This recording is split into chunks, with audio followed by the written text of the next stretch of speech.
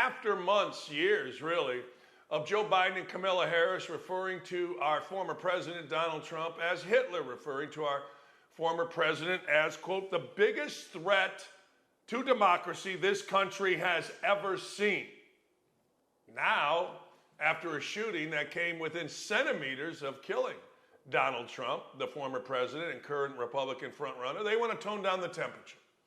They want to tone down the temperature because, well, they want to get elected. And here's the deal. I'm going to let you, because I never know what's appropriate. I never know what's inappropriate. I don't know. But I want to let you decide something. So if you're going to, as many, including Kamala Harris and Joe Biden, have called or compared Donald Trump to Hitler. And as Joe Biden said, I'm quoting, Donald Trump is a genuine threat to this nation. He's a threat to our freedom. He's a threat to our democracy. He's literally a threat to everything America stands for. Then why are you saddened that he got shot? Matt Walsh said it best. If you're going to compare him to Hitler, you think he's Hitler. If you really think he's Hitler, then why aren't you happy that the man got shot? I guess you're happy or sad because he didn't get killed? I mean, let's be honest. I think everybody in America would agree that you would want Hitler dead. I think everybody in America would say, look, we have to eliminate, and I'm going to quote Joe Biden here, we have to eliminate, that's my words, not his, the person that is, and I'm going to read, Donald Trump is a genuine threat to this nation. He's a threat to our freedom. He's a threat to our democracy. He's literally a threat to everything that America stands for. That is from Joe Biden. That is not only him on Twitter, that's what he said in rallies. So I guess the question becomes, you all have put this out there so often, why are you upset? Other than the fact that they missed? Is that why you're upset? Now we're supposed to tone down the temperature. Here's what I would like, and maybe I'm crazy, maybe I'm wrong, but maybe I've watched too much House of Cards. But one thing I know is conspiracy theories have, well, they've come true a hell of a lot. In fact, Tucker Carlson said about a year ago, it is trending towards an assassination attempt on Trump. Everybody lost their mind. Oh my God, this is another conspiracy theory. You know what I say? It's another conspiracy theory that came true. So now we have a president, and now we have old heels up, who have done all they can do to put this guy in the crosshairs of some crazy person, and that's what happened. But I would love 20 minutes with the shoot. I want to find out who's behind it. I mean, there's just too much weirdness. I mean, there's a roof right over here with a clear shot at the president. He's sitting there, and apparently they had 2 minutes to know that the guy was there. Fans of Trump are screaming, there's a guy on the roof with a gun, and the Secret Service does nothing? Look, I'm not smart enough, and I have too much respect for law enforcement to go wacky on this, but there are questions. There are serious, serious questions. I'll tell you one person I feel bad for. I feel bad for that Amy Schumer-looking Secret Service agent who, for no reason other than the fact that she played the system and now the system is turning on her by criticizing her. She's become a mockery of what the Secret Service stands for. Should the Secret Service head step down? Of course. I mean, all I got to do is look at it. I mean, they exposed his head. I said it at the time. I'm watching with my friends, and I'm like, they can't do that. He has to be covered at all times, and there he is. And let's go back to what's really important, Donald Trump's health. Donald Trump is fine. Donald Trump played golf yesterday, and Donald Trump's a badass, man. When he went out there, yeah, that's a badass right there. That's the reaction of America. That's not the reaction of pussy-ass America. That's not the reaction of some bearded little white dude driving his K-car or his Chevy Cruze or whatever it is. That's the reaction of an American freaking hero. And Biden can slur his way through battle boxes and the former Trump and everything else that he slurred through last night. And everybody can spin it however they want, but the truth of the matter is, Donald Trump is an American badass. And he showed it. And he continues to show it. And if you vote for anybody other than Donald Trump, well, you're just a dumbass. There's different kinds of asses. See, one's a badass, one's a dumbass. See what I did there? All right, let's get into it. Here's Donald Trump's reaction after, well, playing golf after he got shot. Thank you to everyone for your thoughts and prayers yesterday, as it was God alone who prevented the unthinkable from happening. We will fear not, but instead remain resilient in our faith and defiant in the face of wickedness. Our love goes out to the other victims and their families. We pray for the recovery of those that were wounded and hold in our hearts the memory of the citizen who was so horribly killed. In this moment, it is more important than ever that we stand united, show our true character as Americans, remaining strong and determined and not allowing evil to win. I truly love our country and love you all. And look forward to speaking to our great nation this week from Wisconsin, DJT. I'm just telling, nothing political in there. None of the bullshit you see, like last night when Biden spoke and he went out and got hoaxes again. He went out with the hoaxes. He didn't mention Rand Paul getting shot or beat up or whatever the hell he got. I didn't mention any of that. Biden had to do what career politicians do. He made it political. Trump did what people that love our country do. He made it about our country, and he made it about others. That's what leaders do. Leaders don't enhance in times of crisis their own political agenda. Leaders think of others. Servant leaders, serving others. And that's what Trump did here. Now, you can like or dislike Trump. That comes with territory. Who cares? But there is no denying that this shooting was a result of just an insane amount of rhetoric directed at a man who took a job that he didn't have to have, didn't need, probably shouldn't have taken, and has cost him a lot, 34 felonies and other things. But he did it because he loves our country. And I will never, ever, ever sway from that. I won't. I don't believe none of these guys love our country that are career politicians. I believe they love power, the money, the access, a little bit of fame that they get. But I believe Trump didn't need all that. And now he's gotten shot. Think about what Donald Trump has been through just for a second. Takes a job and all of a sudden he goes from being the absolute friend and kingpin of the African-American community just because he went with a Republican agenda. Guess what? Now he's a racist. Now across the world he's racist. He's picketed, he's protested. People that were his best friends that came to him for everything now turned on him. Why? Because he didn't go with them. He didn't go Democrat. Then he faces all kind of charges, still does. Made up, trumped up, whatever you want to say, no pun intended, charges. Then he gets convicted, 34 felonies. Then he has to watch as a judge and other criminals are actually the ones putting him on a gag order, putting the former president on a gag order. Then he has to watch as some fat-ass district attorney down in Alabama shows how corrupt she is by stooping her subordinate and funneling money everywhere. And then he gets shot. But you know what? He doesn't back down. He doesn't back down even a second. He's right there. He's still here. Pumping his fist. Yeah, out the next day. Can you imagine? Somebody said it best.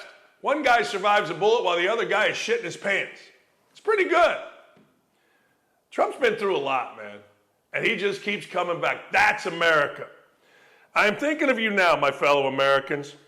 We have always been a unique union, America. The fabric of our gentle nation is tattered, but our courage and common sense must ascend and bring us back together as one. A monster who recognized my husband as an inhuman political machine attempted to wring out Donald's passion, his laughter, ingenuity, love of music, and inspiration. The core facts of my husband's life, his human side, were buried below the political machine. That's right, Biden.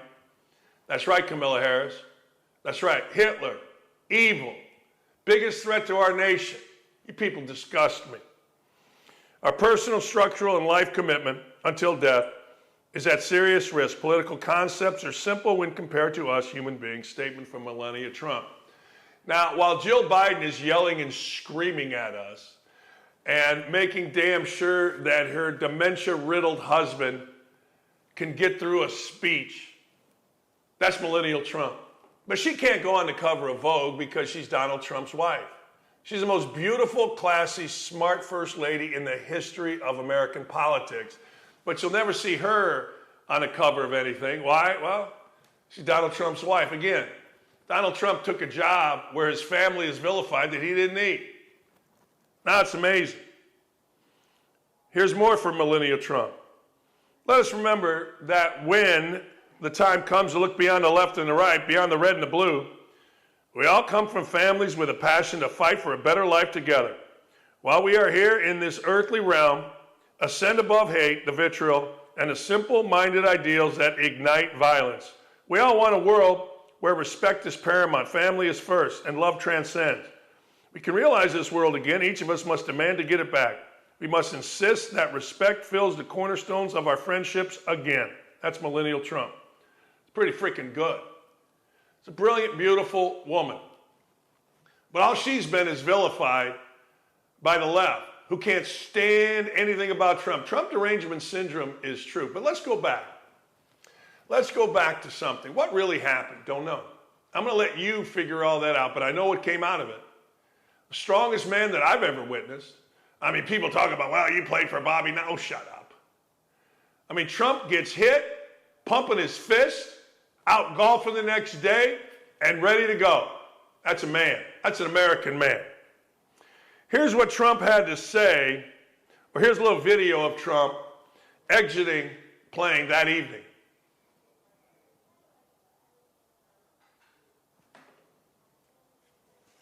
Look at this guy. That's it. American flag. By the way, New York Times, why'd you edit out the American flag? You're not proud of our country? New York Times, what are you doing? Why are you editing things out? And can you imagine the stupidity of people rooting for the miss? Maybe the people that were rooting for the miss were being honest.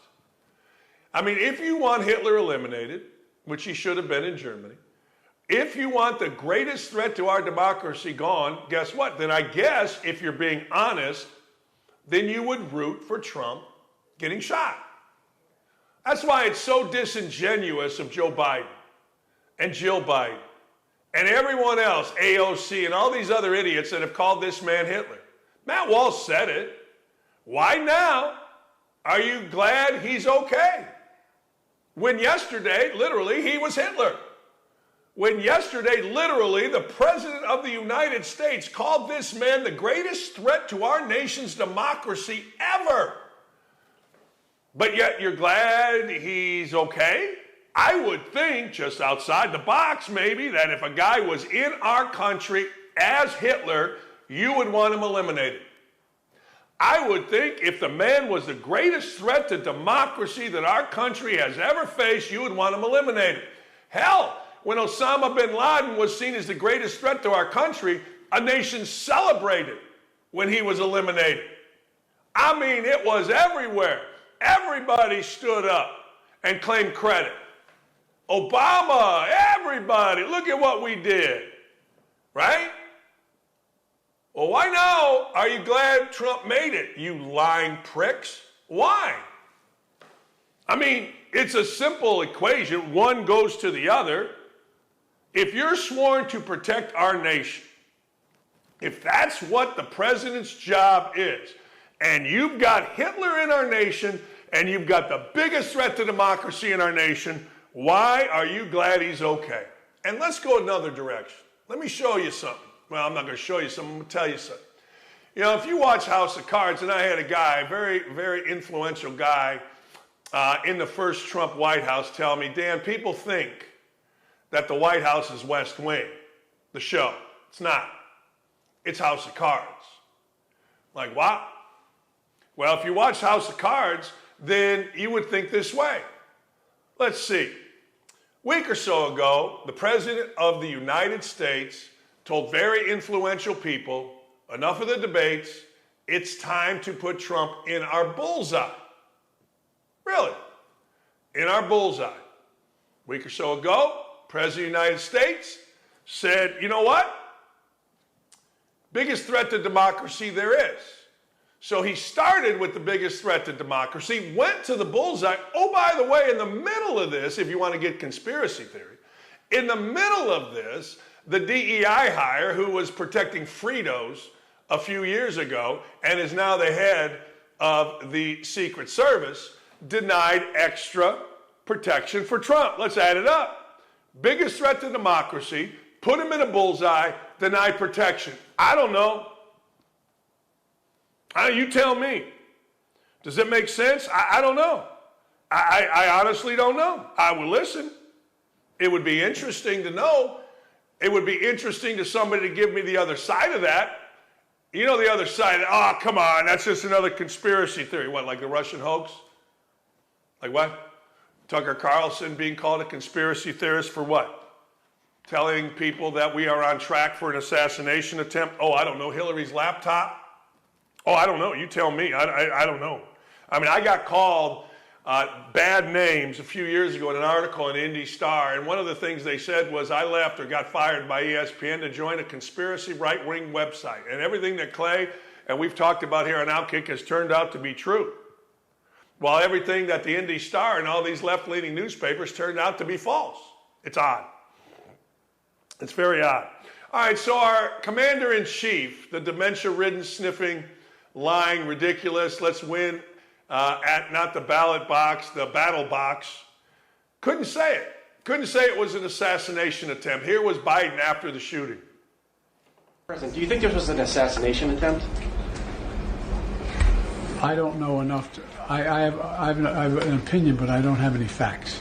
So I want to make sure we have all the facts before I make any more comments. Thank you. Yeah, that's great, right? Good for you. But again, I bet he, being as evil as that man and his family is, I bet they are disappointed in what happened. Not that he got shot, but that they missed. That's how I look at Biden. You can look at Biden different, but that's how I look at Biden. I mean, look, I have a tendency, I've told you this before, to pay attention, to listen, to watch. And when liars are going to lie and lie and lie about literally everything in their life, and this goes back, if you know anything about your history of Biden, this goes back to the 80s. I mean, now you're going to believe. Now you're going to think that he wants empathy. Now you want to think in the last election of his life that he wants to go out against this guy. No. ABC News anchors are actually dumb enough to blame Trump. Let's check out these idiots. President Trump and his supporters have contributed to this violent rhetoric as well. Well, absolutely, George. We were just looking back this morning at some of the things that former President Trump has said. He warned last March of potential death and destruction if he were charged by the Manhattan District Attorney. Our country is being destroyed as they tell us to be peaceful. Trump in January warned of bedlam in the country if the criminal charges against him succeeded. And of course, in March, he said, now, if I don't get elected, it's going to be a bloodbath for the whole. That's going to be the least of it. It's going to be a bloodbath for the country. That will be the least of it. He said he was partly joking and that was taken out of context. But those are indeed his words. And you have heard it from supporters as well. And supporters are certainly in some parts angry. And let's remember January 6th. In so many ways for the campaign, January 6th will probably be in the background after yesterday's event. This is a very difficult time for this campaign.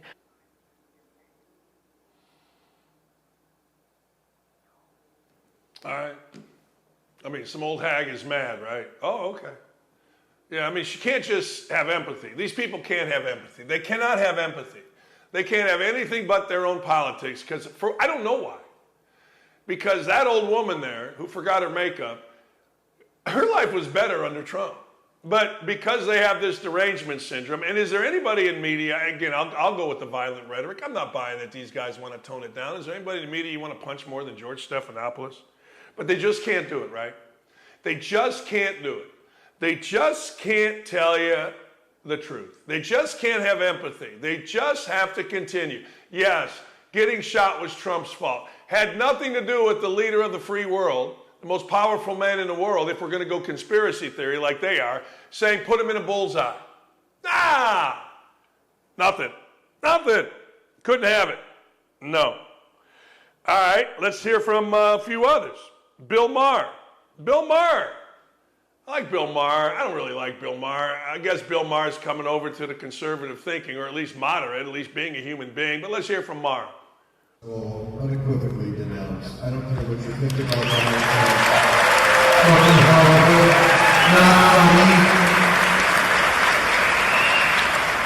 I'm sure there will be jokes that people will make because they hate him so much about they wish to went the other way. Not for me. Not for me. Not funny in any dimension. And whoever did this, whoever was the shooter, has done so much damage to the left. Lost a lot of moral high ground you're the violent people. You know, liberals don't shoot people. Liberals don't solve it that way. This shit has got to stop because none of this violence happens in a vacuum. It's never in a vacuum. But I'm glad he's okay. Trump, I gotta say this, the luckiest that has ever walked the face of the earth. And again, I'm happy he's okay. But I mean, 2016, that is kind of the luckiest. He lost the popular vote by a lot. He just pulled it inside straight. Everything happened in his way. The Democratic turmoil that's going on in the party right now, with Joe Biden being his always lucky. And when I saw that photo today of him with the blood streaming down his face, I don't want to say the election is over, but because anything can happen in an election, but Jesus Christ. Yeah, I mean, I don't know. I've always thought this, and I've always been taught this. You get kind of rewarded for luck or with luck when, I don't know, when you're pretty tough, when you're resilient, when you're honest. I'm not saying Trump's the most honest guy, but compared to the other guy, here's what Clay Travis had to say. I don't know at what point they will recognize it, if ever, but all the people claiming Trump supporters were on the wrong side of history are actually the people on the wrong side of history. It's been evident for years, but with each passing day, it becomes clearer to many. Here's the deal, and I'm anxious to see how this goes. If you're just going to talk about the election, it ain't who's voting, it's who's counting the votes. And again, we got to be delicate around here about elections and things of that nature. I'm trying to clean myself up here. But the truth of the matter is, this thing ain't over until probably 3 years from now. But my man Biden has spent his time vilifying Trump. He has spent every waking moment of this 3.5-year presidency thinking about, talking about, dividing, and now he's going to become the great uniter. But here's what happened last night. In the middle of all his bullshit, he almost did it. He almost did it. Anybody that says he didn't, you're full of crap. Watch this. He almost says, "Make America great again," and somehow that dementia-riddled brain stopped itself. Watch this. So tonight, I'm asking every American to recommit to make America. Think about it. What's make? Jesus. Yeah, vote for me because I want to make America great again. Oh, wait, I can't say that. I don't know what else to say. Forget about it. Can you play that again? Can you run that back? He is right there to say it too. So tonight, I'm asking every American to recommit to make America. Think about it. What's make? Think about it. I tell you, he gets credit for saying stuff. He does. He gets credit for saying words. All right? But it's the slurring before and after that is so glorious, so great, so awesome, so stupid, so bad. Good for you, President. My brother is a delegate in Milwaukee. He says it's like a war zone. Good. I mean, how about we protect the man who's going to lead our country back, who's going to make America great again? I'm live from our golf tournament here in Indianapolis. Clay Travis, the boss, the founder, the man, he is live from Milwaukee. What's the scene, my friend? I just crossed outside of the what I would call like the zone, the occupied zone. They have many of the streets shut down here, and I have never seen in some locations more police officers in my life than what is around here. So it's a little bit like, sort of an occupied territory that they are trying to make super secure. I will say there's really kind of a sense that we dodged really maybe one of the worst moments in American history with Trump surviving by literally an inch.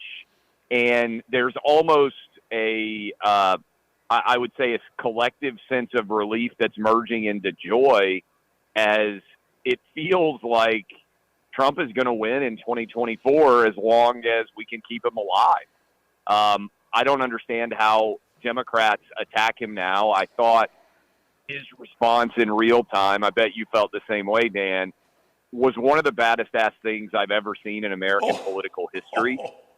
Yes. To react in that way, if it were a Hollywood movie, a lot of us would be like, yeah, there's no way the president would react like that. I mean, for anybody out there who had criticized him and tried to call him a grifter or claim that he doesn't believe what he says, in that crucible moment when he was an inch away from dying, I think you revert to whatever you are. And his reaction was brave, courageous, badass in a way that in my life we've never seen an American president behave. I mean, I was saying, I think I put on Twitter, the only thing I can even think in the same universe is George W. Bush on the rubble at 9/11 with the megaphone in terms of how iconic it is. I feel like this is just one of those moments in history that if we're all fortunate enough to live, another 30, 40 years, we're talking to grandkids, great-grandkids about, and they're studying and reading and looking at the pictures in the history books. I think that picture of Trump is certainly the most iconic photo that's ever been taken of him raising his fist with the American flag in the background.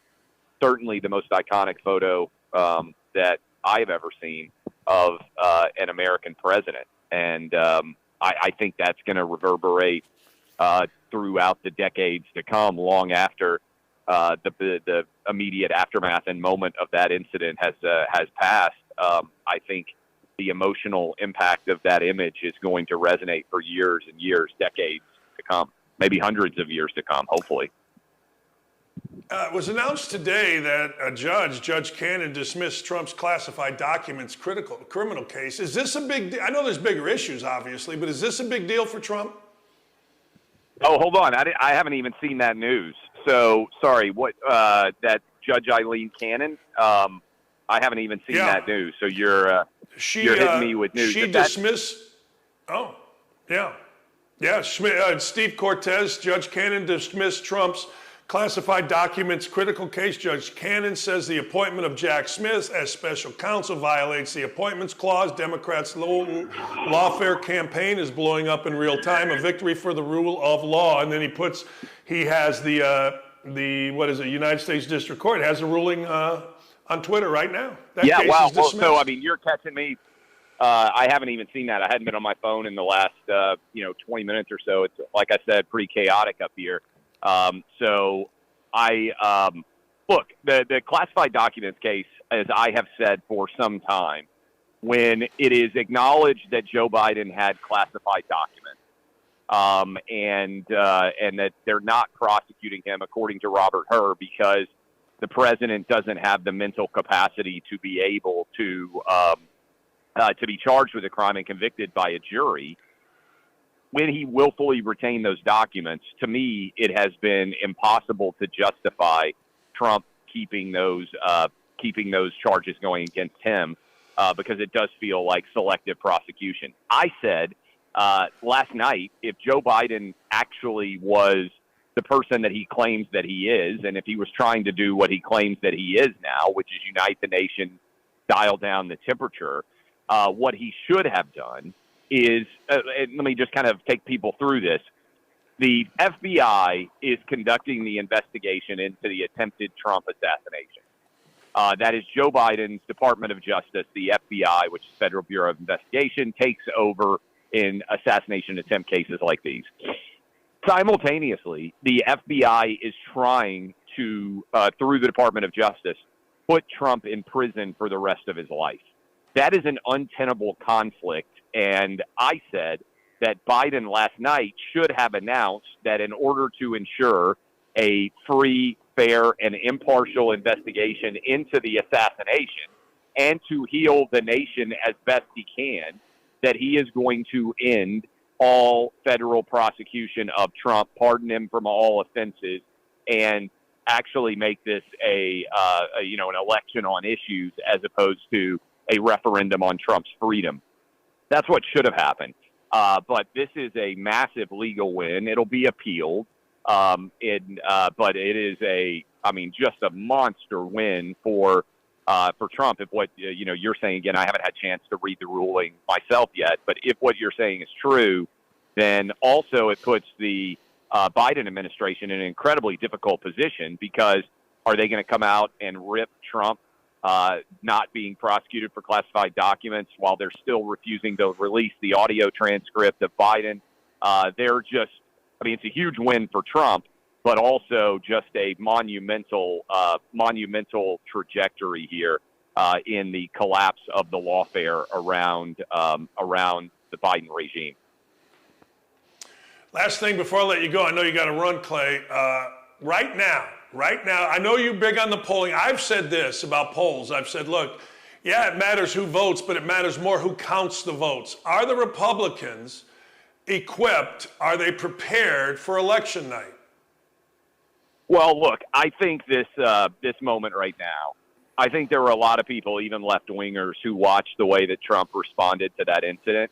I think that it means that Biden's going to be the nominee and that he is effectively the sacrificial lamb. I look more at the betting markets than I do the overall polls, although the polls are all very favorable for Trump. I think that Trump is setting himself up for a situation where it's a little bit like what the Biden team is dealing with is, the old cartoons where the guy's trying to keep the dam from bursting and there keeps being a new hole pop and there's water that's coming pouring out. And first couple of times you got the arm covering it, you got the leg covering it. We're talking about the dam bursting in many different areas. I don't think that Biden is going to be able to keep this race close based on the trajectory we're headed. Remember, you've got the VP announcement, which may come tonight here in Milwaukee, where Trump is. You've got the address on Thursday, which tens of millions of people are going to watch. It's likely that post-assassination survival, as well as VP, and then also the boost from the convention, assuming everything goes fairly smooth, which I think it will, that Trump might open up in many places a double-digit lead, which will be virtually impossible to overcome. And I think what you'll start to see is money moving from worried about the presidential election as we sit here a little bit over 100 days from the election. But remember, people can start voting, and I encourage everybody to vote early, in about 60 days. So you're going to lock in whatever the snapshot is of America in that worldview. And that's going to be very beneficial to Trump, even if Biden maybe surges in late, September into October. A lot of people are already going to have banked those votes. And so I think what they're going to do is shift their spending to Senate and House races. And that's going to be a massive part of this story. Saw this last night. An NBC poll says that Trump is losing to Biden by 40-37 with 10%. Well, I think what they came back on that poll, by the way, Dan, I think they came back and said, actually, we screwed this up. They reversed the numbers. Trump's actually up 3 in that polling. I got you. This is like kind of vintage for why you can't pay a lot of attention. Your team can confirm that I'm right on that. But the story that I saw was they said, hey, sorry, we accidentally reversed these numbers. It's actually Trump up 3. But I would say about any polling right now, we have no idea what the full impact of this assassination attempt is going to be and all that coverage. Reagan, I believe, got a 20-point boost in 1981 when he survived an assassination attempt. I don't think Trump will get that boost because I think we live in a more divisive time, but it wouldn't stun me at all if he got an 8 to 10-point bounce. So any poll that's coming out right now, I think these post-assassination survival and then post-VP and RNC, I would say, maybe this time next week when all those polls start coming out, you can kind of get a sense for where we're sitting about 100 days out. Hey, I know you're swamped, Clay. Thanks for hopping on, my friend. Hey, keep knocking it out of the park, my man. Love the show. Love the work you're doing for us. And like I said, keep it up. I appreciate it.